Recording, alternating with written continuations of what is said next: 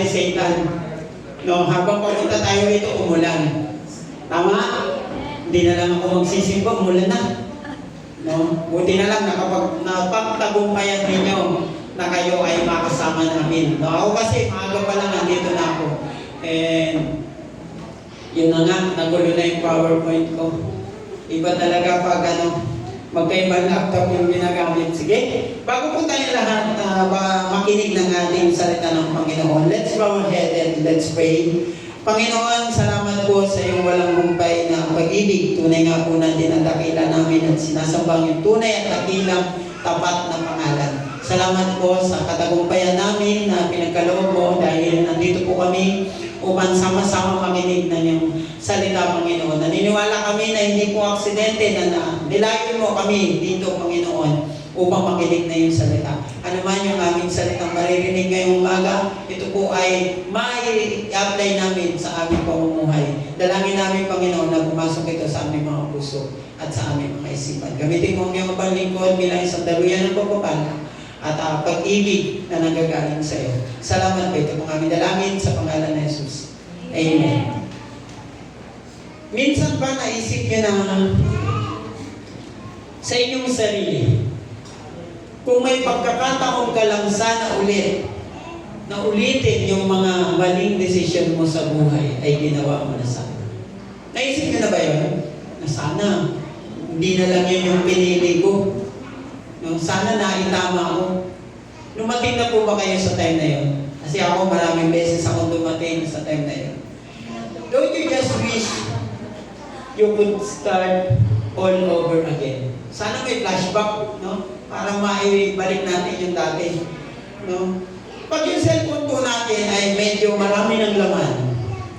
Sabi ko nung nag-gulay-gulay ako dito, naalala ko yung cellphone ng aking kaibigan.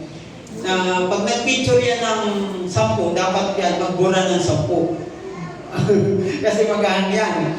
No? Dahil din minsan sa katagalan ng ating gadget, ng ating cellphone, nagahang na yan. And kailangan na natin palitan. Palitan. Minsan, no, system restore or factory data reset. Alam na, subukan niyo na ba yun sa inyong cellphone? Kasi kaya ginawa ko yun eh. Factory data reset, yun, parang bago yung cellphone niya. Wala na lang laman.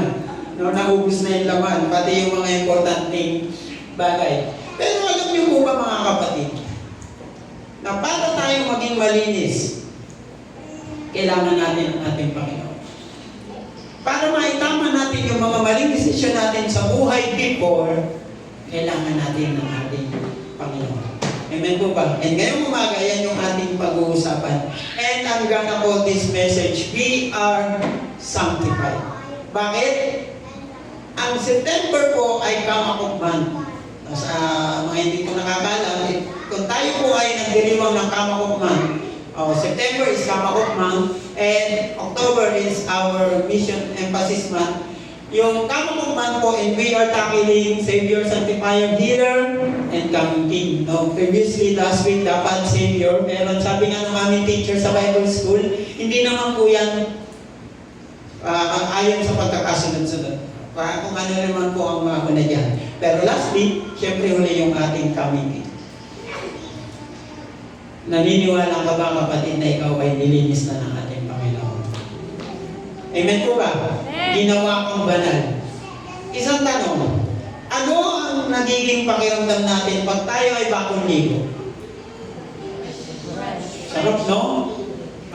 Parang ayaw mo muna tumapak sa alikabok.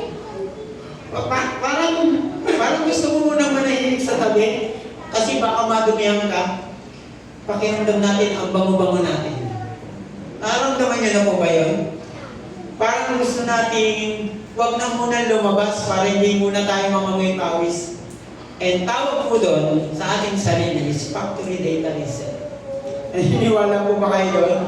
Na araw-araw nagpa-factory data tayo ng ating katawan. Would it be great if that could happen in our lives? Would it be great if all the sins of our past would just be covered over or cleansed from our system? Diba? Parang ang sarap sa pakiramdam na kung yung kasalanan natin ay wala na. No? Pinatawad na ng ating Panginoon. Ito po yung gustong isiksik sa ating isipan ng ating Panginoon ngayong umaga. Jesus is able to completely sanctify those He has saved. No? Yung mga gusto nang iligtas. And kung ating pong ibubuod yung Hebrew chapter 10, verse 15 to 18, meron po yan 3 punto. Una po mga kapatid, ang pag-uusapan natin, no sacrifice for our sin remains. Okay? No sacrifice for our sin remains. Hindi po natin kailangan mag-alay lakad para lang patawarin yung ating mga kasalanan. Tandaan niyo po yan.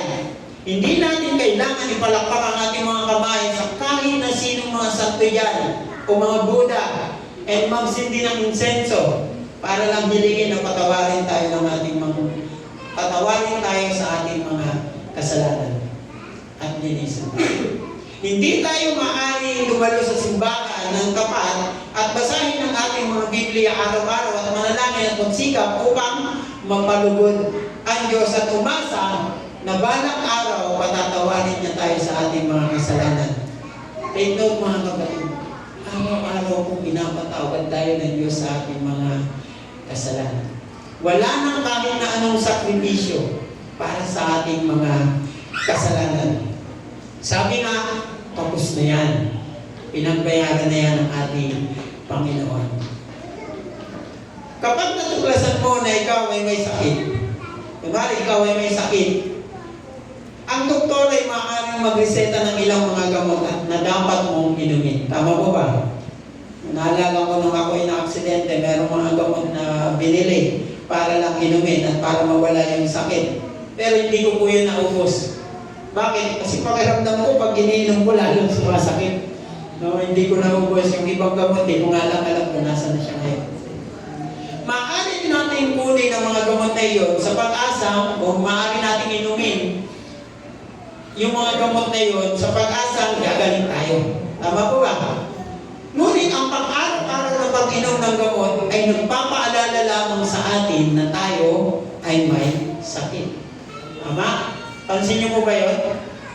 Ang mga sakripisyo sa lumang tipan, kung saan tulad nito, sila po ay isang pang-araw-araw na pag-aalala na ang lahat ay hindi maayos. So, kung babalikan natin yung historical background ng Hebreo na yan.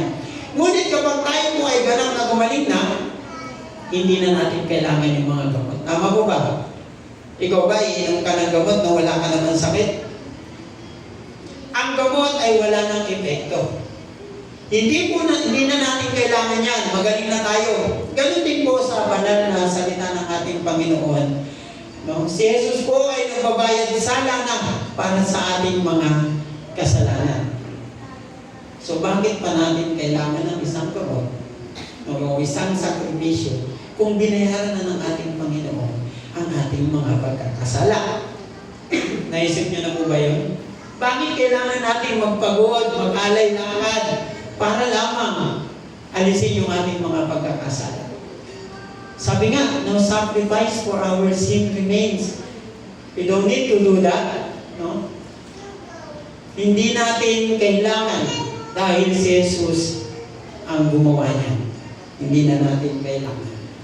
1 John chapter 1 verse 9, if we confess our sins, He is faithful and just will forgive our sins and purify us from all righteousness. Mga kapatid, kailan ka huling nag-confess sa ating Panginoon para sa ating pagkakasala?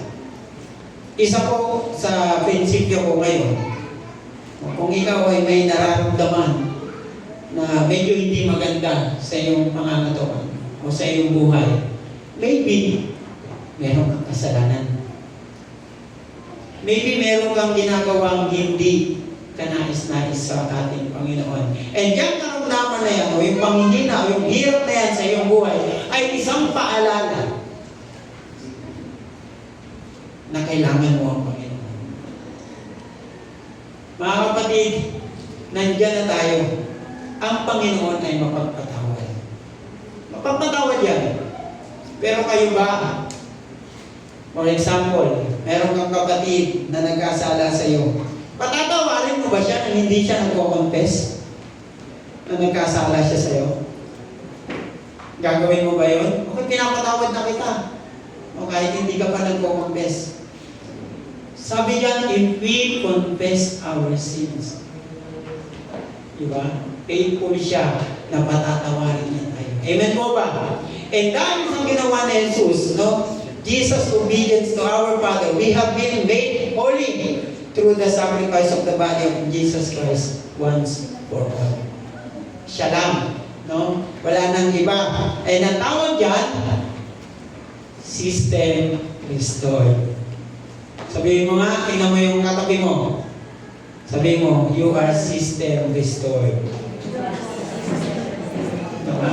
Ang sarap kaya sa pakiramdam maging system restored. No, parang nakakakilos ka ng maayos. Huwag daw po natin kalilimutan yan na no sacrifice for our sin remains. Pangalawa, Jesus sanctifies us at the moment we receive Him. Tinanggap mo ba ang ating Panginoon bilang personal na tagapagligtas? No, last family day natin, nakakatuwa na meron tayong mga bagong binaptize. No? Ako po, na-amaze ako pag may bagong binabaptize sa ACCS family. Palakpakan niyo yung mga yun.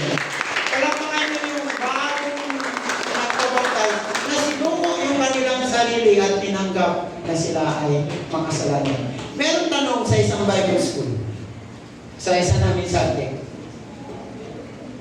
bakit kailangan magpabaptize? Tinanong ko rin, o nga sir, bakit? Pwede naman hindi na. Tama? Pwede naman hindi na. Sabi ng aming teacher, ang pagbabaptize daw ay isang pampublikong, bukod dun sa banal na gawain ng isang mananampalataya, ito rin po ay isang banal na pampublikong pagsuko. Pag sinabi po natin pampubliko, ito po ay pagpapakita sa ibang mananampalataya na ikaw mismo ay sinuko mo na mo yung sarili. Paano ang question ng aking isang kaklase? Sir, bakit ko pa kailangan ipagkalat sa kanila na sinuko ko na ang aking buhay, ang aking sarili? Tama naman. Bakit nga ba? Bakit natin kailangan ipagkalat? O bakit kailangan nilang makita na ikaw ay sumuko na sa ating Panginoon? Para maging channel ka rin ng blessing. Para maging pagpapala ka rin sa kanila. Paano kung yung iba, iparehas mo ng patwira? Kaya nakakatuwa na meron tayo dito. And mga kapatid, tandaan po natin, Jesus sanctifies us at the moment we receive Him. Namatay si Jesus upang gawin tayong isang bagong nilikha. Namatay siya upang alisin mula sa atin magpakailanman ang mantsa ng isang kasalanan. Namatay siya upang bigyan tayo ng bagong kapanganakan. Hindi literal na bagong pinanganak ka. Baka yun ang akala ng iba. Namatay siya upang gawin tayo isang banal. Isang banal sa harapan ng ating Panginoon. Bago po yung gawin ng ating Panginoon, aminin man po natin sa hindi, wala tayong access sa ating Diyos. Tama po ba? Wala tayong magagawa upang linisin ang ating sariling galaw o kilos o yung ating pag-uugali. Ang kadiliman po ay walang pakikisama sa kaliwanagan o sa ilaw. Kailangan mong magbago upang magkaroon tayo ng banal na relasyon sa ating Panginoon. Ang ibig sabihin nito, kapag ang isang tao po ay lumapit kay Kristo, nagpapakumbaba sa kanilang sarili, nagkakaroon ng self-effort patungo sa kanilang kasalanan at natatanggap sa pamamagitan ng pananampalataya, natapos na ang kanyang dating pagkatao. Okay? Sabi niya, church, at the moment you receive Jesus, you have all that you need for life and godliness. Dapat, pag meron ka na daw yan at na-receive mo na siya, meron ka na ngayong perfecto at mahabang pasensya ni Jesus. Parang sabi ko, wala pa ako nito ah. Ano pa lang, pasensya pa lang, hindi pa siya mahaba. Pasensya pa lang, hindi pa siya mahaba. Sabi din dyan, dapat daw, as you receive and you are sanctified na ng ating Panginoon, perpektong pag-ibig ni Jesus, meron ka na din yan. Taas ang kamay ng meron ng perpektong pag-ibig ni Jesus. Taas nyo. Kasi ang naniniwala ako na meron tayo ng taas nyo. Diba? ACCS family, meron na tayong perfectong pag-ibig ni Jesus. And isa pa, meron na tayong boldness, no? Sabi ko na nagalaw yung PowerPoint, no? Pag sinabi po natin boldness, katapangan, no? Kay Jesus, diba? Praise and worship team, no? Wala na yung takot, meron na tayong katapangan. Okay? Sabi din dyan, meron na rin tayong kapangyarihan ni Jesus. Hindi yung ganun yung apat na brilyante no? Mga nanonood dyan ng lapastangan. Diba? Diba? Hindi yun yung sinasabing kapangyarihan no? Diba? Hindi yun yung sinasabing kapangyarihan. Ang sinasabing kapangyarihan galing sa ating Panginoon. Ano yung isang example po na sinasabi kong kapangyarihan ng ating Panginoon? Kapangyarihang makontento sa mga bagay na meron na tayo. Bakit? Kasi kung wala tayong kapangyarihang makontento sa mga bagay na meron na tayo, doon tayo hihiling doon sa mga bagay na wala pa tayo. And doon tayo mangangarap na magkaroon tayo ng kotse na may payong. Diskaya. Diba? Pag meron ka ng kotse na may payong, baka humarap ka sa Senado. Traktor ka na. Kasi ako dati, bumili ko ng payong na may kotse. Yung payong, ang keychain niya, kotse. No, hindi yung kotse, ang keychain niya, payong. Diba? Parang ganun.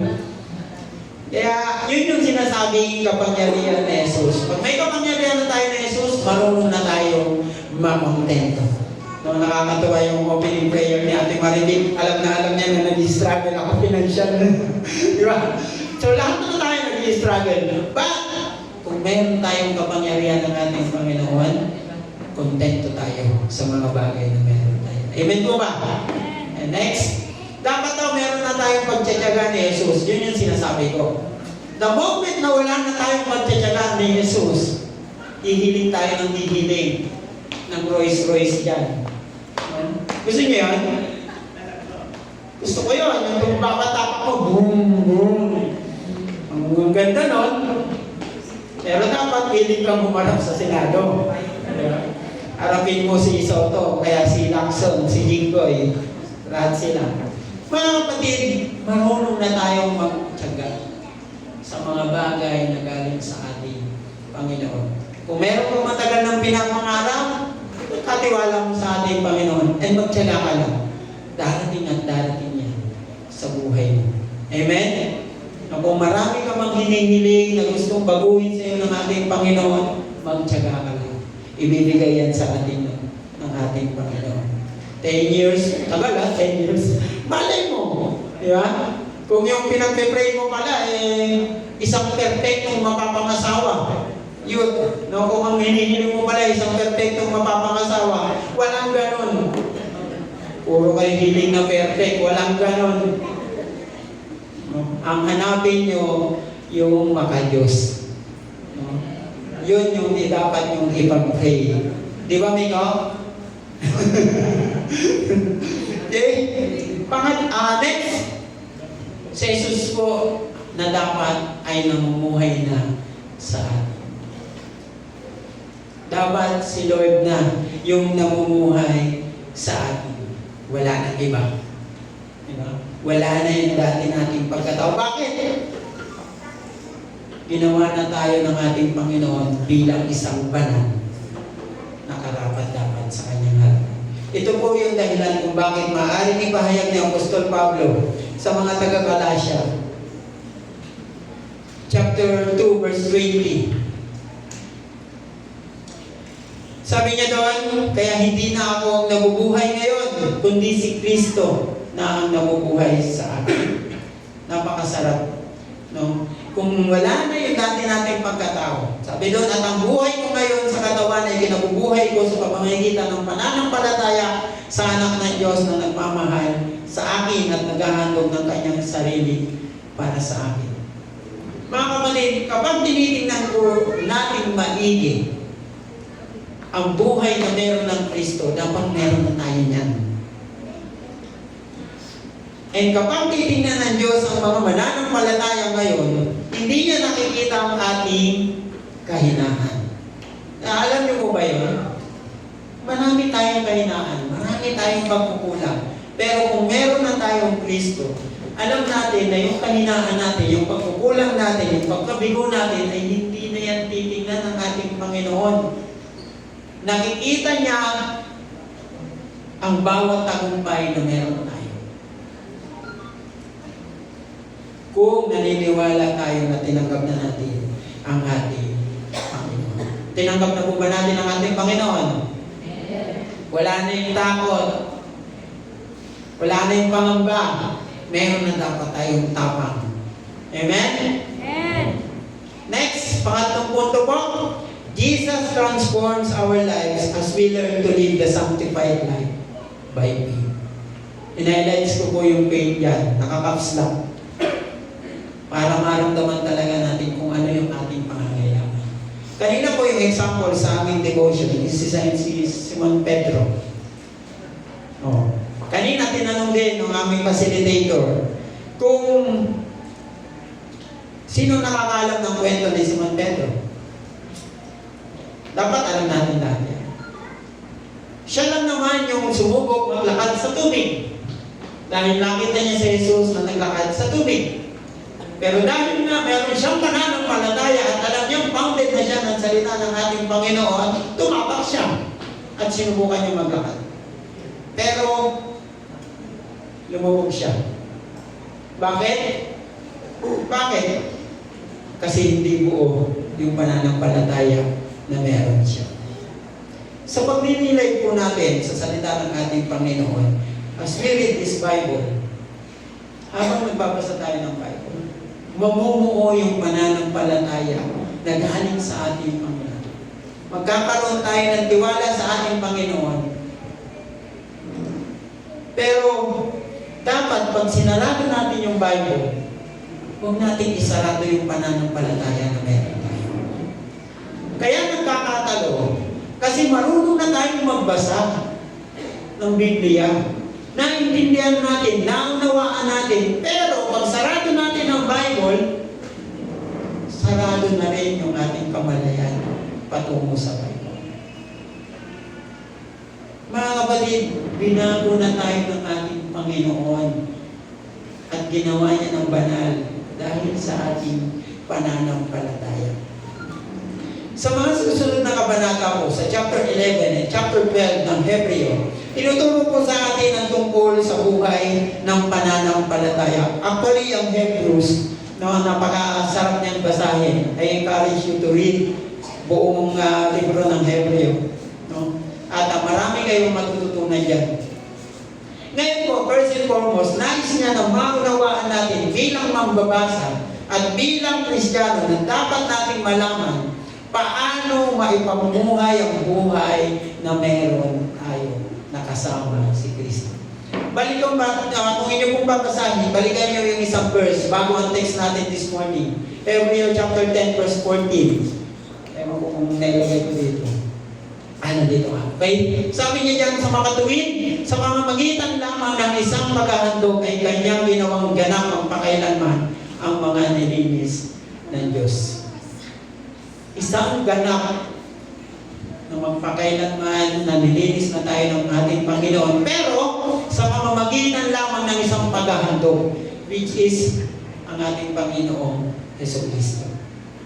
There is a process of transformation that is ongoing in the life of the believer. Positionally, tayo po dapat ay banal na, sankto na, perfecto. But now, practically, let's grow into the who are we already. Tama? Dapat namumuhay na tayo kung ano dapat tayo. Kung tayo ay ginawa ng banal ng ating Panginoon, dapat nag-grow na tayo bilang isang anak ng ating Panginoon. Paano ba mag-grow ang isang tao? Tingnan mo yung kapwa mo. Tingnan mo yung nasa paligid mo ngayon. Tingnan nyo lang. Titigan yung maigi. Ano yung napansin nyo? Gwapo, no? Ganda, no? Puti, singkit ang mata, pulot ang buhok. Nakikita natin na dinisenyo ng Diyos ang ating physical na katawan. Tama po ba?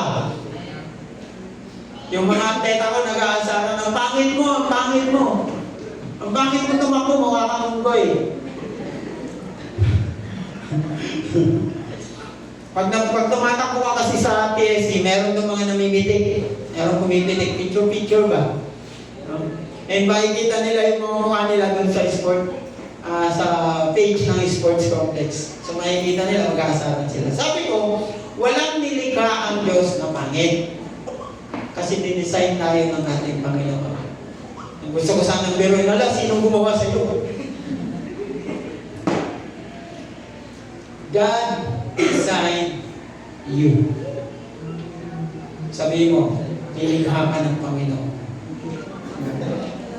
Hindi natin mababago yung height niyan, yung itsura niyan, no, kahit tayo. Hindi natin kayang baguhin yung height natin. Kaya kung ikaw ay maliit, kung hindi ka lakihan, huwag ka na malungkot. Bakit? God designed you. Amen? Napalakpakan po natin ang ating Panginoon. Dahil kung dinisenyo tayo ng ating Panginoon, nilikha niya tayo. Hindi na natin magagawang perfecto ang ating sarili. Kahit kailan, hindi po natin magagawang perfect ang ating sarili. Pati yung katawan na meron tayo. Kaya nagtataka ako, bakit kailangan pa nilang magpa-plastic surgery? No? Pero pag yumaman ako, tatry ko yun. Pag meron na akong kotse na may payong. Pero, payong pa lang kasi may kotse meron ako eh. Okay? Mga kapatid, ang Diyos ay nagpapahayag na ng dakilang plano para sa atin. Bago niya tayo likhain, bago niya gawin tayong isang nilalang, meron ng plano ang Diyos. Naniniwala po ba kayo doon? Hindi niyo po ba naisip noon na magsisimba kayo sa SSS family? Hindi niyo naisip? Ako din eh. Hindi ko nga naisip na dito ako ngayon, tatayo. Hindi yan pumasok sa aking isipan, pero naniniwala na ako ngayon na plano yan ng ating Panginoon. We never know. Someday, baka yung iba naman sa inyo ang nakatayo dito sa harapan at magpapahayag ng salita ng ating Panginoon. And yun ang nakaka-excite na makita sa isang mananampalataya. Sabi po ng ating founder, si A.B. Simpson, sana nandito. Ayan. Sabi niya dyan, sanctification is not our working. It is His grace. It is not attainment slowly acquired by painful effort, but an obtainment instantly received by intelligent faith. It is above all the gift of God through Jesus Christ, our Lord. It is not much character. Wala na yun na character. It is not so much a blessing as the blesser. It is not so much Him but Himself, our all in all, forever. Kapag napagtanto po natin na binago na Jesus ang ating buhay at sa pamamagitan ng pagpuno ng Kanyang banal na Espiritu, ay mabubuhay tayo ng iba't ibang buhay.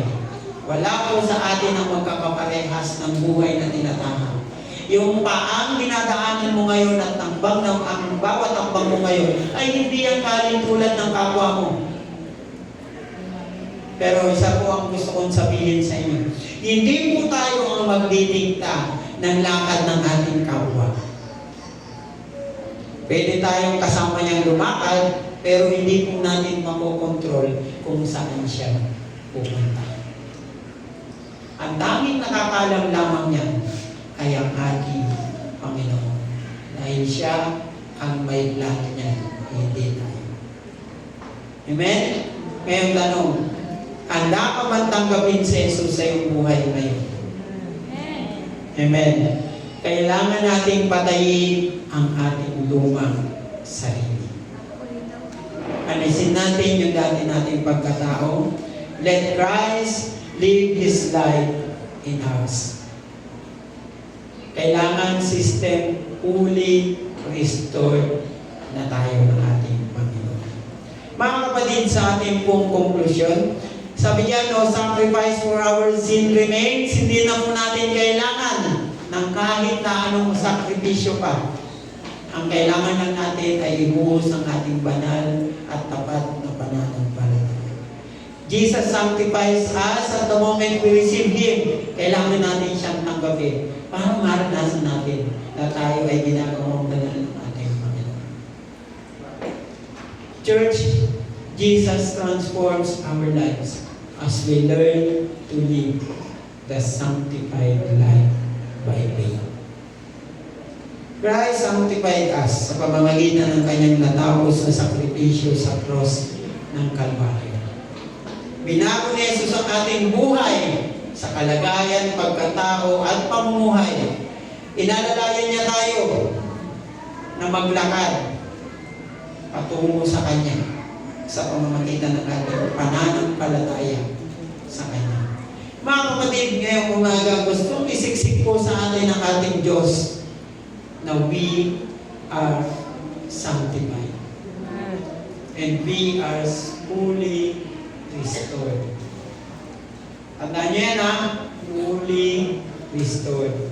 Ang gagawin lang natin, ipakita at ipamuhay natin sa ating mga pang-araw-araw na buhay na tayo ay binago ng ating Panginoon. Amen? Sa application po, meron po ako dito ang tanong na gusto kong sagutin nyo sa inyong mga sarili. Diyan lang sa inyong kinauupuan. Sinuko mo na ba ang buong pagkatao sa Diyos? Sinuko mo na. Next, handa ka na bang ipakita sa Diyos ang buhay na binago niya? Binago na ng ating Panginoon. And lastly, handa ka bang maglakad at mamuhay na kasama ng Diyos? Sana po, ang sagot mo yan sa inyong isipan ay oo. Sinusuko niya. As we close this message, should be all stand. Pwede po ba tumayo tayong lahat? And I want you to make this commitment statement to our Lord. Mga kapatid, ipikit po natin ang ating mga mata. At damhin ang presensya ng ating Panginoon. At habang kino-close ko ng panalangin, nais ko po munang marinig na sumasabay kayo sa salitang ito. Bigyan niyo po ang inyong mga mata, mga kapatid, and sabay-sabay tayong mangako sa ating Panginoon. Sumunod po kayo sa akin. Panginoon, narinig ko ang iyong salita.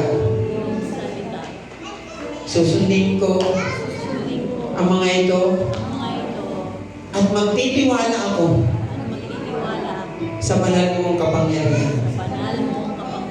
Nagtitiwala po ako sa banal mong presensya at ipamuhay ang mga hakbang na ito sa aking pang-araw-araw na buhay. Salamat po, Panginoon. Sa iyo po pinagkakatiwala ang lahat. Ito po ang aking panalangin sa matamis na pangalan ni Jesus, aming tagapagligtas. Amen. Ako na lamang po ang mananalangin, Father God. Salamat po sa iyong salita na patuloy mo kaming ginagawang banal. Salamat po kasi naramdaman namin kung gaano kakabuti sa buhay namin. Salamat po kasi nandiyan ka upang ipaalala sa amin na ikaw ang tangi namin kailangan.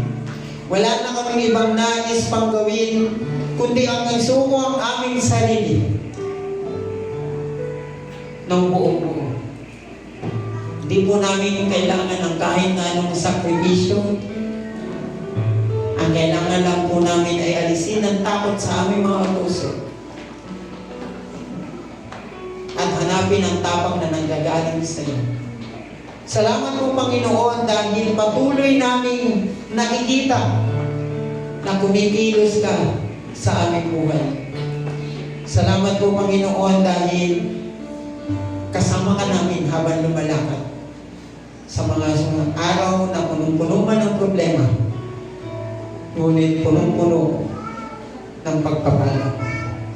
Maraming salamat po Panginoon sa iyo po ang tunay na parangal at papuri. Salamat po. Ito ang aming dalangin sa pangalan ni Jesus. Amen. Purihin po ang salita ng ating